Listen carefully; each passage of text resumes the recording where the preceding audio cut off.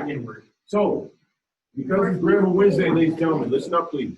Because it is Grammar Wednesday, all right, we're going to get a brief mini lesson on parallel structure. Now, as you go through this, and you start to see what parallel structure is and how it can help you. It's not so much about improved grammar as it is a stylistic choice. What that means is it's something that you as a writer can employ to bring balance to your writing. Now, the reason I'm bringing this to your attention this week is because next week we start analysis and actual writing. Okay, I want to help elevate you guys in the writing. Does that make sense? And I told you at the beginning of the year, I'm not here to make you write right, but my job is to make you a better writer. Does that make sense? All right. Now, if you happen to develop an affinity for writing along the way, that's even better. But again, I'm not trying to make you like it, but I do want you to be better at it. So, with the assistance of Khan Academy, we're going to learn about parallel structure. Okay? Hey. Come on, David.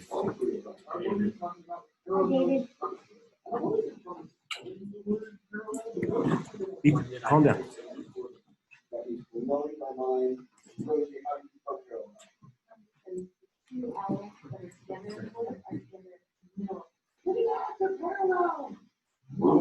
Oh my God, what a discovery.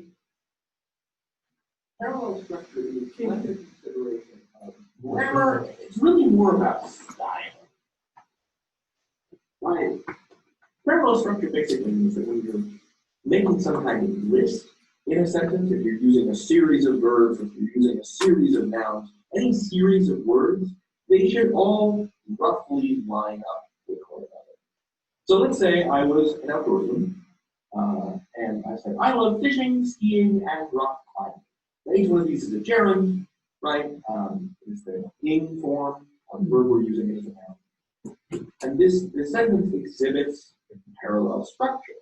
But, sometimes you'll see a sentence that'll mess that up, right? So let's say you were editing someone's personal statement, an athlete's personal statement.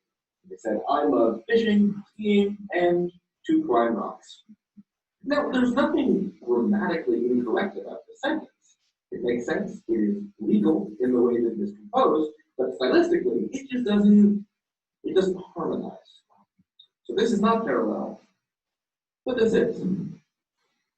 Some of the things to look out for to make sure you're making a sentence parallel is if everything is active voice or passive voice, infinitive verbs versus other forms of verbs, like to eat, eating, and a string of individual modifiers like adjectives versus larger phrases.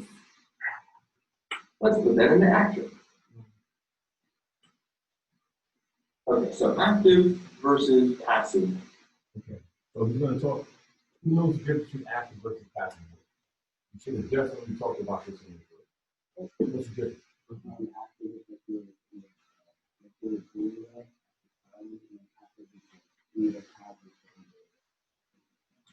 Okay.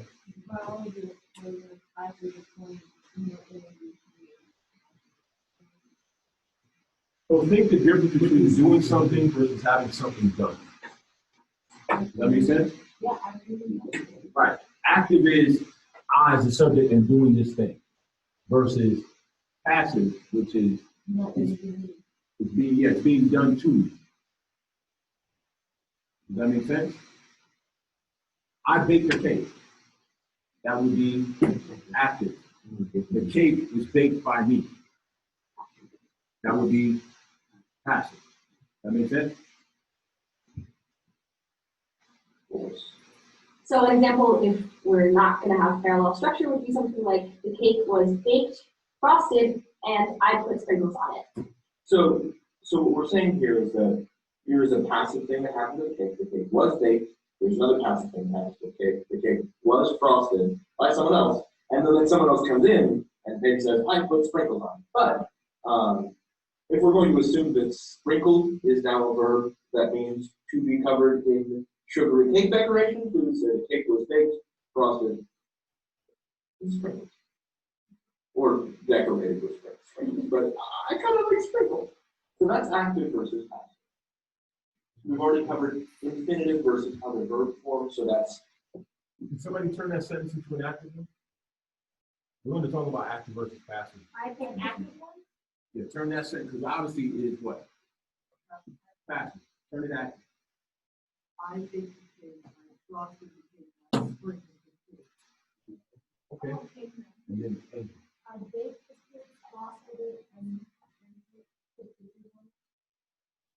okay. I baked frosted and You are all kind of correct, right? There's no real wrong answer. You're all basically correct. I like that one, right? That's a little more active, a little more aggressive. I like that. A little more aggressive. Not pushing, aggressive. Skiing, well, that's to ski versus skiing, so this is what we call an infinitive form, and this is another form, it's called bearing. So make sure to keep those separate in your lists. And then lists of individual terms versus longer phrases. So if you are describing something with a string of adjectives, be careful when you follow it up with a longer phrase. for example, sharks are large, damp, and dangerous. Those are all just short individual modifiers, as opposed to sharks are large, damp, and not to be trifled with. And look, again, we're not saying this is not a grammatical sentence. It is. And sometimes you may want to break parallel structure in order to have some sort of particular effect. If you are trying to draw attention to this last element, then yeah, you might want to break parallel structure. But we want to make you aware that there is just a sort of general tendency towards making your sentences harmonious. Baked, frosted, and sprinkled, large, damp, and dangerous. You know, and then when you want to have access to that ability, to really draw attention to that last element, then you can say, oh, you know what? I'm going to make this perpendicular. Is perpendicularity, is that a thing that I just made up right now? Yes. Are we going with it? Maybe. Yeah, I like it. Yeah. It's not parallel. Well, I suppose that just like covers parallel structure. So, for one last time with Paige, you can learn anything. David out. Rosie out. Page out. You've been a wonderful and people miss you.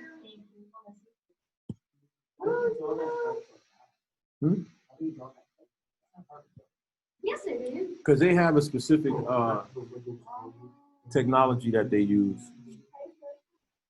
Go ahead. No. What I do is I record and then I post it up online.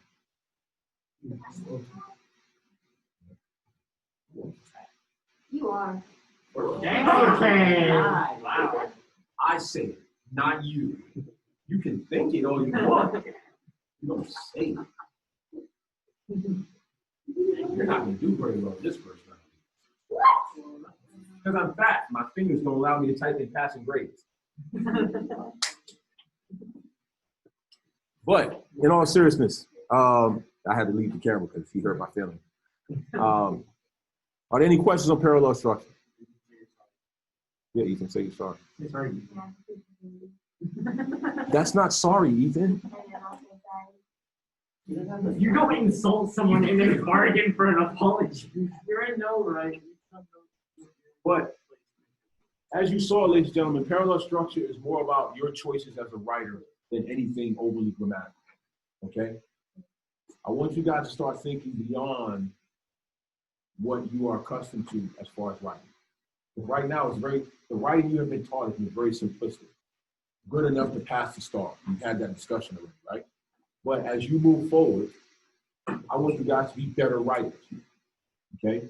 And better writers, good writers, know and make stylistic choices based on what they're trying to say and what message they're trying to deliver. That make sense?